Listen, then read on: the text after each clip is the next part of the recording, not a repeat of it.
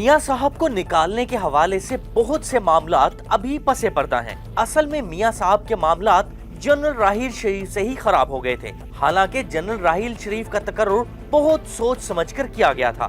General Raheel Sharif نے army chief بنتے ہوئے جن 4 یا 5 سینئر جنرلوں کو اپنا مشیر بنایا وہ سارے میاں صاحب کے خلاف تھے، اور یہی مشیر ہر روز جنرل راحیل شریف کو بھڑکاتے تھے۔ ایک خلیجی ملک کے سربراہ نے جب جنرل راحیل شریف کو $60 کروڑ کا جہاز تحفتاً پیش کرنے کا وعدہ کیا تو میاں صاحب نے جنرل راحیل شریف کو منع کیا کہ آپ یہ جہاز نہ لیں، مگر راحیل شریف نے یہ بات نہ مانی۔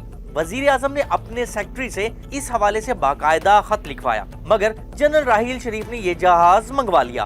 دوسرا واقعہ یہ ہوا کہ سعودی عرب کے دورے کے دوران جب میاں صاحب کی شاہ سلمان سے ملاقات ہوئی تو اچانک انہیں بتایا گیا کہ جنرل راحیل شریف مجوزہ اسلامی فوج کے سربراہ ہوں گے۔ وزیر اعظم کو بہت صدمہ ہوا کہ انہیں تو علم تک نہیں تھا، انہیں اندھیرے میں رکھ کر بالا ہی بالا یہ فیصلہ کر دیا گیا۔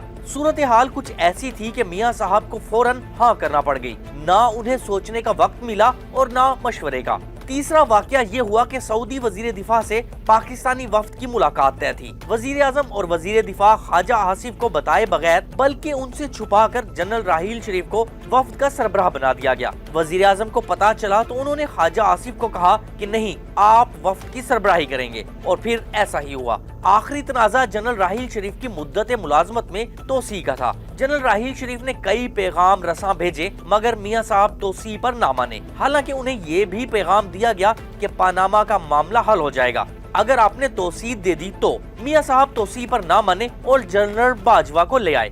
جنرل باجوہ سے معاملات کی خرابی ڈان لیکس پر ہوئی۔ کہا جاتا ہے کہ ڈار صاحب نے باجوہ صاحب سے مشورہ کر کے فواد حسن فواد کو کہا کہ خط جاری کر دیں۔ خط جاری ہوا تو باجوہ صاحب نے ٹویٹ بھی کروا دی اور ناراض بھی ہو گئے۔ بعد میں معاملات کو درست کرنے کی کوشش بھی کی گئی مگر پھر یہ سنبھل نہ سکے اور اداروں اور میلارڈز کے باہمی اشتراک سے میاں صاحب کو نااہل قرار دے دیا گیا۔